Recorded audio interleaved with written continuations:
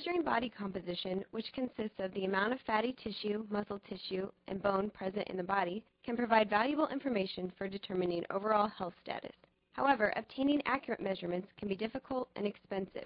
Now, MU researchers are comparing measurement techniques to determine the most efficient and cost-effective method for assessing body composition.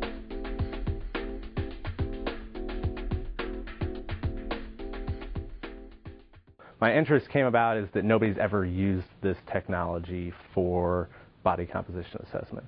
So if it can be shown to be a fast and effective tool, then it may be a substitute or replacement for other things that are being used. Dexa uses X-ray technology in order to look at the differences between three compartments: bone, lean tissue, which would be muscle, organs, and then fat mass. And so what we can do from that is do a couple of different things. If we're looking at women, in particular postmenopausal women, we can assess osteoporosis, osteopenia, and look at changes in that. And then also it's considered to be the practical gold standard for body composition assessments. One of the reasons we do body fat testing is to look at the health risks associated with too little or too much body fat. And so we can bring people in and see their percentage of body fat and explain to them where they fall in these different ranges.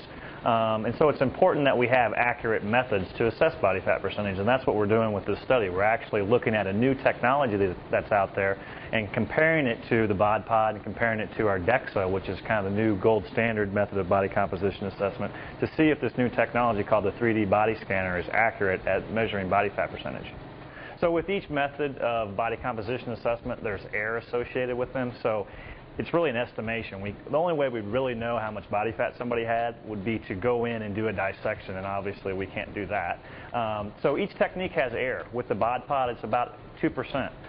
With Dexa, it's a little bit lower than that. It's about 1 to 1.5%. With some of our field methods like skin folds or anthropometrics, those errors go way up. They're on the order of 3.5 to 4%. So the lower the amount of error that's associated with each technique, the better the method is at assessing body fatness and tracking it over time. We're trying to assess whether or not the 3D body scanner can be used as an effective tool for measuring and assessing body composition. And if so, and that's why we're comparing it against all these other known methods, if so, it would prove to be a fast, effective, and a good, useful tool that researchers or people in the field could use to assess body composition. Any clinician that's going to look at somebody and be able to assess their risk needs accurate tools in order to determine risk stratification of people.